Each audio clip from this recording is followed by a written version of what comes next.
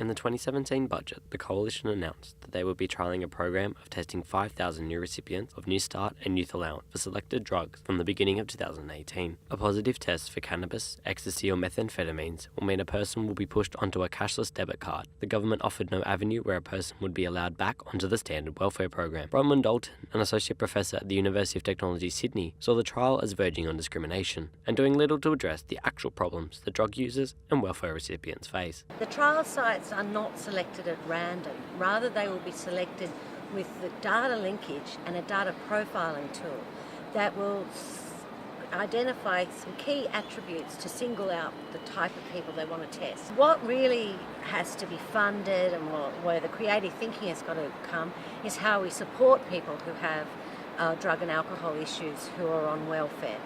This does not really fund or develop the referral system or the treatment system, and that's where the investment should be. Dalton also stated that policies such as these undermine the needs-based funding that Australian welfare has been built upon. Targeting young people and not funding alternatives would mean the federal government would lose money in the long term. What happens to those people? Do they turn to crime? Do they get admitted into hospitals? Do their children go hungry? All of these not only have enormous social costs, but actual economic costs. It's far more expensive to have a higher crime rate than it is to support a person to get off drugs and get well again. Christian Manali for Fix8 Magazine.